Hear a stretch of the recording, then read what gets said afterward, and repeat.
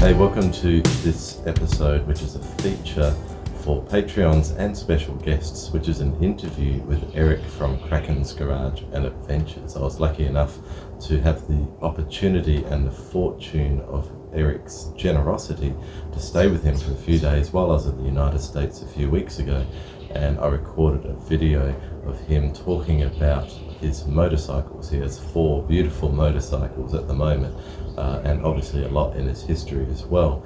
And sadly, the footage has been problematic for 2 things. One of them is that I had to change cards about a third of the way through, and for some reason that first card got corrupted, so I have lost the first motorbike footage and most of the second motorbike footage, which is a real pity because the first one is beautiful and the second one is very dear to Eric's heart. But I do have some lovely footage of that at the end of that second motorbike, as well as his third, fourth, as well. The covers that I use on a 360 camera, I didn't realize it at the time, were quite scratched up, so there is some light distortion that you get on a lot of the footage. But the quality of the interview with Eric, the time and reflection and perspective he gives, really makes this video just lovely. So I hope you enjoy it, and stick around. At the end of the video I have some links to some of Eric's videos where he talks about the first motorbike, which is missing from this footage, and the second one, which is very dear to his heart. So thanks for watching, and I'll see you in the next one. So the reason why I have such a strong attachment to this bike is I rode it 1,800 miles home in some of the worst weather I've ever ridden in my life. There was hardly a dry mile for almost a week. And I rode it through Texas, Louisiana, Alabama, Mississippi, Wow. Georgia, North Carolina, and then eventually Virginia, all the way home in the rain. And she never skipped a beat. That's And so that was, when I'm on my deathbed, that'll be the one journey that I'll remember the most. Right. As you look on your life, on your accomplishments, I've done so much on full-size motorcycles that to do something on something puny was epic to me. So there you go. That's spectacular. I love Hopefully it. that explains my love for this particular Vespa. It sure does. This one is another hooligan bike, and I was so happy to see Kawasaki bring this to the shores of the United States. It's a small bore 4, and what I mean by that is it's an inline 4-cylinder bike, only 400 cc's. It rev lines at 16,000 RPM, and it actually comes neutered from the factory because of emissions and noise problems here in the United States. But you just remove your control module and have it remapped, and you'll gain 25 horsepower when you get it back. Nice. And it's already a hell of a lot of fun, just bone stock. I have done nothing to this bike except install this solo seat. Again, to give it that Ricky Racer look that I certainly am not, or I always thought I was. Inspired from the youth, yeah. Correct. And it's just corners like a razor blade, and it howls, and it's just a nasty bike going down the road. It's so much fun. It is so much fun. And it's a little portly with a steel frame. I think they did that to cut its cost. At the end of the day, it's still a $10,000 400cc bike, which is rather expensive. Has ram air induction. It also has auto blipper and auto shift, where you don't even use the clutch, you just flick through the gears. I mean, it's still hard for me to get used to. I always think I'm gonna mesh gears when I'm just slamming gears through it. You just wind it out and zit, zit, zit, right through the gears. It's amazing. Amazing machine. So highly recommend this for somebody if they want to get a lot of bang for the buck and have a lot of fun and stay sane speeds. You don't need a liter size bike that does 200 miles an hour. You will get all the fun out of this one. Yeah, one of my dream bikes is a 1990s CBR 250RR with the 4 shot glass size cylinders that rev up to the same sort of RPM. Sure. Yeah, that's I very much feel this bike. You bought it before you knew what it was like to ride? Yeah. Correct. Yeah. So How satisfied were you when you started riding it, thinking, "Yeah, I got something really fun"? I get a lot of looks when I was in the showroom and I went in and I ordered the bike and you're what?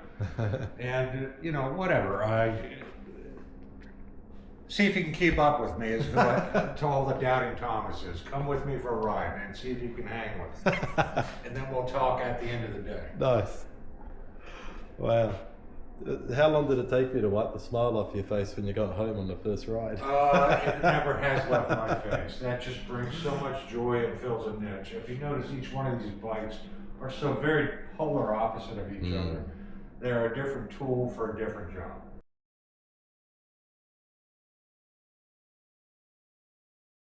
This is another kind of unusual bike. This was Harley-Davidson came out with the Icon series. And what they were doing was resurrecting old models that were iconic. And this one was called the Revival, and that's because it was mimicked and styled and painted to look like a 1969 Harley-Davidson with the tractor seat, the basket on the back.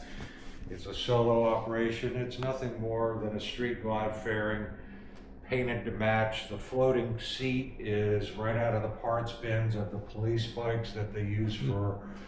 It has a shock underneath the seat that's separate that they use for police officers. So I think they did a brilliant job of using that to incorporate into this style.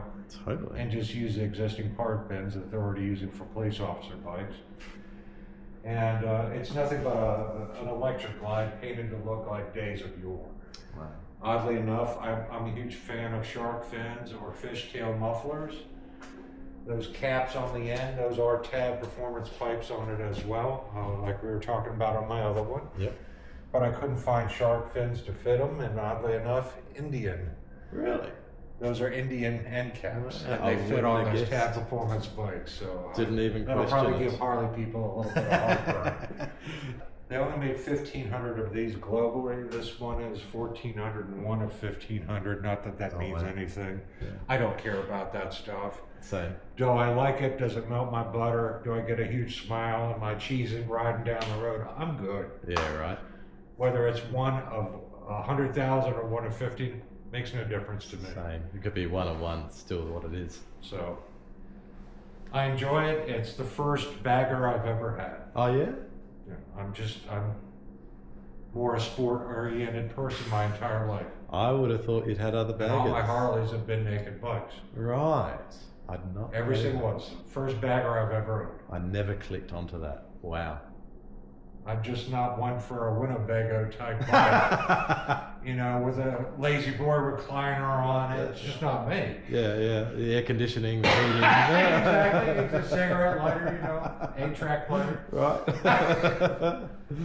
Wow. How long have you had this? I've had this one 4 years. 4 years. And it's performed marvelously. It does a beautiful job. I'm a huge fan of wire rims on traditional looking Harleys. Yeah. Even though you have to go with tube tires, which is problematic. So this is tubed. It hasn't got that clever Absolutely. little When thing. you have wired rims, it's very hard to have a tubeless tire. Yeah, BMW have got it, but yeah, I don't like tubes. It's a real shame. Yeah. Yeah. And I really like the white wall tires. It gives it a soft shoe effect when you see me ride up or whatever, or somebody with white walls. It gives it a soft look when they're rolling up to me. Nice. You've taken this on some big journeys, surely, over the time. I have. I've been through most of the eastern seaboard in one form or another, and a lot of states, a lot of visited.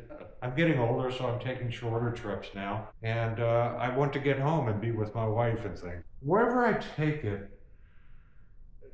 a lot of collectors buy these bikes that are limited numbers and they don't ride them. And that goes for the Vespa as well.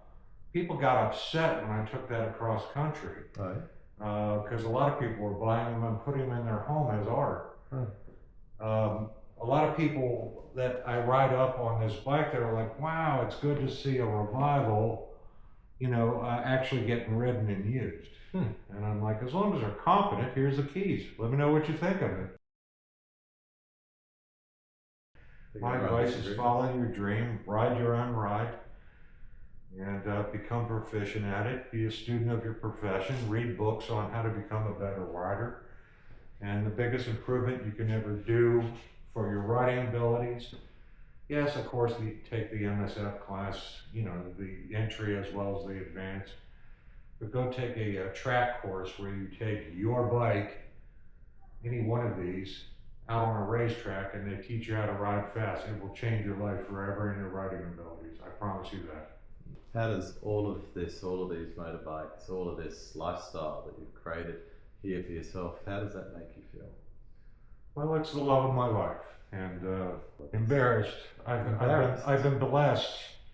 I've worked hard my whole life, 70, 80 hours a week for the first majority of my career, to afford all these nice things, and a lot of people can't afford them, and I'm embarrassed to have 4 nice bikes when people can't afford one.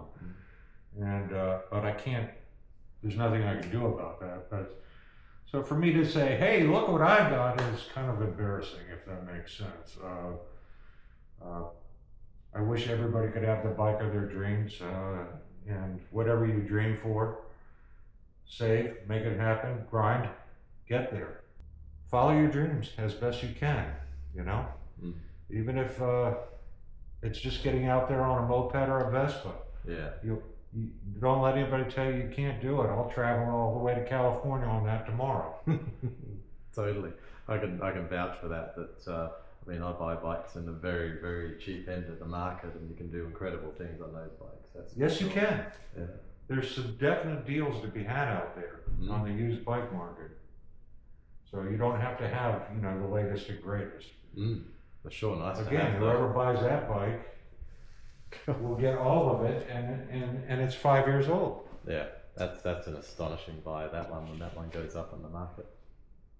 Well, I'll be glad to ship it to Australia. Right where the paint set came from. Return. Mate, Eric, thank you so much for taking time. No worries. Sharing We're very honored to have you as a guest here and to come by and visit. I'm a very blessed person. I'm very honored and blessed as well for your generousness and homeliness. I've really appreciated it. Thank you. My home is open to a lot of people that are traveling. So, yes, thank you for coming. I'll see you in the next one.